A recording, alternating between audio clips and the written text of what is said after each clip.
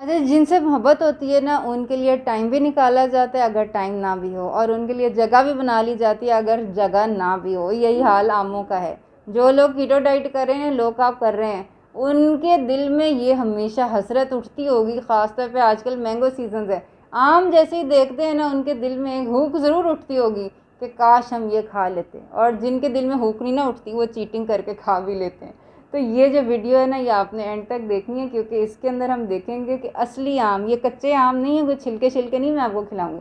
असली आम जो मीठे मीठे आपके ठंडे ठंडे आम जो होते हैं ना, रस भरे, उन आमों के साथ मैं ये मीठा बनाने लगी हूँ। और ये आपको बड़े मज़े का लगेगा। जो लोग आमों की वजह से चीटिंग कर जाते हैं ना, या डायबिटिक्स हैं और आम खाना नहीं छोड़ सकते, ये कैसे खाने, ये मैं आपको वीडियो में बताऊंगी। इसलिए मैं कह रही हूँ वीडियो एंड तक आपने देखनी है। फिर नहीं कहना डॉक्टर अस्मा ने बताया नहीं था, या डॉक्टर अस्मा ने हमारे आम रोक दिए थे। और आपकी फैमिली में, दोस्त अहबाब में जो लोग आमों के रसिया हैं और इस चीज़ से परेशान हैं कि अब गर्मियाँ आ गई हैं, आम निकल जाएंगे, हम कोई आम खाना चाहते हैं, उनके साथ ये वीडियो ज़रूर शेयर कर दें। चैनल हमारा सब्सक्राइब कर लें, साथ दिए गए बेल के आइकन के ऊपर भी क्लिक कर लें, ताकि आपको ऐसी मालूमात जल्दी जल्दी मिल जाएं जो कि ना सिर्फ मज़ेदार हैं बल्कि आपकी सेहत के लिए भी बहुत बहुत ज़रूरी है। तो स्टार्ट करते हैं इंट्रो के फ़ौरन बाद।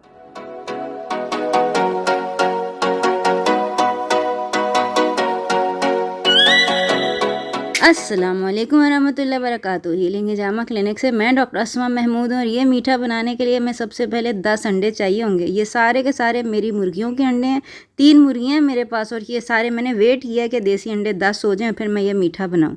एक ब्लेंडर लेना है, ज़्यादा बर्तन नहीं गंदे करने। इसके अंदर ये सारे के सारे अंडे आपने डाल देने हैं, और फिर इसका जो फ्लेवर है एनहांस करने के लिए इसके अंदर हम वनीला एसेंस डाल देंगे। वनीला एसेंस 1 टेबलस्पून आपने डालना है, ताकि अंडों की कोई स्मेल जो है वो ना। ये अंडे खाने का ना बहुत अच्छा तरीका है। नेक्स्ट है जी हमारा स्टार इंग्रेडिएंट, जूसी रस भरे मीठे आम आपने ले लेने, लेकिन लेने 100 ग्राम है, तकरीबन आधा कप बनता है ये।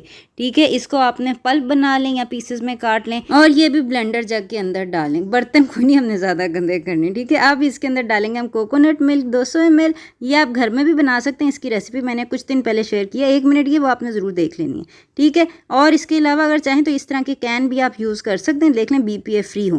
बहरहाल ये देखें, हिसाब किताब लगा लेते हैं कितने को हमने कार्बोहाइड्रेट्स ले ली। तो 100 ग्राम मैंगो के अंदर बन रहे हैं तकरीबन 13.4 नेट कार्ब्स, और जो कोकोनट मिल्क है उसमें बन रहे हैं तकरीबन 7.6 नेट कार्ब्स। ये टोटल मिलाएं तो टोटल आपके मीठे के अंदर 21 ग्राम कार्बोहाइड्रेट्स हैं, और ये तकरीबन 4 बड़ी बड़ी सर्विंग्स हैं। अगर आप इसको 4 पीसेस में खा लें, वरना 8 पीसेस के अंदर भी शरीफ लोग खा लेते हैं, लेकिन अगर आपने ज़्यादा करना है तो आप इसको बेशक 4 पीसेस में कर लें, तो 5 ग्राम कार्बोहाइड्रेट्स तकरीबन एक सर्विंग के ऊपर होगा। बहरहाल ये सारा कुछ जग के अंदर डाल के आपने इसके अंदर कोई भी स्वीटनर डाल लेना है। अगर तो आप कीटो डाइट कर रहे हैं, डायबिटिक हैं, तो आप नो कैल या स्टीविया जो है वो डाल सकते हैं। और अगर बच्चों के लिए बना रहे हैं, बुजुर्गों के लिए बना रहे हैं, जिनको वेट का इशू नहीं है, शुगर का प्रॉब्लम नहीं है, तो वो खुल के हनी डाल दें। हनी बहुत अच्छा स्वीटनर है, हेल्दी स्वीटनर है। तो लें जी, इंग्रेडिएंट्स बस ये 4 ही थे। इनको आपने ना ब्लेंडर जग के अंदर ब्लेंड कर लेना। और ये जो नेक्स्ट स्टेप है ना, ये क्रूशल स्टेप है। इसकी बेसिस पे डिसाइड होगा कि आपका मीठा खाने के बाद लोग ये कमेंट करते हैं हाँ ठीक है यार बहुत शुक्रिया, या ये कमेंट करते हैं वाह इतने मज़े का था ये। ठीक है ना, ये आपने ना, ये देखिए मेरे पास सिलिकॉन मोल्ड है, इसके अंदर फिर भी मैंने सबसे पहले ऑलिव ऑयल डाला है, इसको अच्छी तरह मैं ग्रीस कर रही हूँ। इसके ऊपर आप चाहें तो शुगर फ्री चॉकलेट सिरप डाल सकते हैं, इसकी रेसिपी भी मैंने बताई हुई है घर में कैसे बना सकते हैं वहाँ, या वरना हनी डाल सकते हैं अगर आपके पास ओरिजिनल हनी है। अगर आप कीटो डाइट नहीं कर रहे हैं, आप डायबिटिक नहीं है, आपको यानी कि कैलोरीज का कार्ब्स का कोई मसला नहीं है, एक दफ़ा आपको तसल्ली हो जाए ना कि इस मोल्ड के अंदर से पुडिंग बाहर निकल आएगी बगैर टूटे हुए, तो अब आपने ये करना है कि आप चाहें तो इसको बेक कर सकते हैं, चाहें तो चूल्हे के ऊपर बना सकते हैं। ये मेरे पास एक बड़ा सा देगचा, इसमें मैंने ये स्टैंड रखा है, और इसके अंदर मैं पानी डालूंगी, तकरीबन इसको 1/4 भर दूंगी। अगर आपने ओवन में बनाना है तो यही ट्रे है ना, इसके अंदर बस ट्रे में पानी डाल दें, और मोल्ड के अंदर बैटर डाल के इसको 160 डिग्री के ऊपर 55 मिनट के लिए बना लें। अगर चूल्हे के ऊपर बना रहे हैं तो इस तरह आप अपने चूल्हे के अंदर प्लेट रख के और अपना बैटर डाल के अब इसको 55 मिनट तक के लिए आपने पकाना है ढक के। ठीक है। पानी भरा हुआ है, स्टीम अंदर जो है जनरेट हो जाएगी, अंडर स्टीम पकनी है पुडिंग आपकी। पहले आपके 15 मिनट जो है वो चूल्हा तेज़ होना चाहिए ताकि स्टीम जनरेट हो जाए। 15 मिनट के बाद आपने चूल्हा आहिस्ता कर देना है और 55 मिनट के बाद जब आप ढकना खोलेंगे ना तो बहुत सारी भाप निकलेगी और मैंगो पुडिंग की बड़ी मज़ेदार खुशबू जो है ना वो आपको सूंघने को मिलेगी। और आपने स्क्वायर डाल के देख लेना है कि ये पुडिंग अंदर से पकी हुई है कि नहीं। ये देख लें हमारा स्क्वायर बिल्कुल ठीक है, फ़ाइन है, पुडिंग हमारी पक गई है। लेकिन अभी हमने इसको नहीं हिलाना, इसको हम इसी तरह खुले ढकने के साथ ठंडा होने देंगे और फिर इसको हम ओवरनाइट फ्रिज में रख के ठंडा यख कर लेंगे। पुडिंग का ना ठंडा यख होना बहुत ज़रूरी है कि ये जितनी ठंडी होगी उतने मज़े की लगेगी। अब ये देखें कितने आराम से ये निकल आई है और कोई कहीं से टूटी नहीं है। अब आप चाहें तो इसको ऐसे भी खा सकते हैं, लेकिन ये जिसके लिए मैंने बनाई है ना उनको चेरीज़ बहुत पसंद है तो इसलिए मैं ऊपर चेरीज़ डाल रही हूँ। हालांकि चेरीज़ का कोई तुक नहीं है कि इस पुडिंग के अंदर कोई चेरीज़ नहीं है। और ना अक्सर माएँ मुझसे कहती हैं कि हमारे बच्चे खाना नहीं खाते, हम इतनी मेहनत से बनाते हैं। देखें आप उनको वो खिलाएं, उस तरह खिलाएं जैसे उनको पसंद है। खाने वाली की पसंद को अगर मद्देनज़र रखेंगे ना तो वो खा भी लेंगे।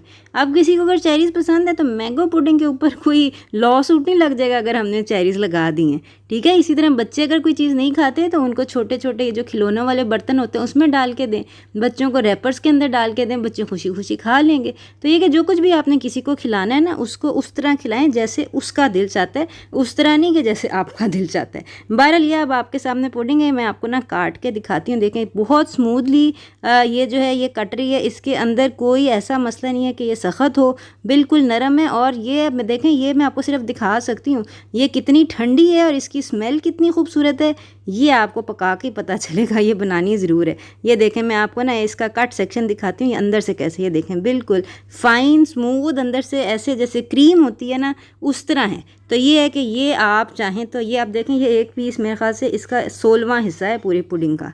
तो ये है कि और ये इतनी सर्विंग काफ़ी होती है। बहरहाल सारी को अगर आपने 4 हिस्सों में भी डिवाइड करना है तब भी पर सर्विंग जो है ना वो सिर्फ 5 ग्राम कार्बोहाइड्रेट्स होता है।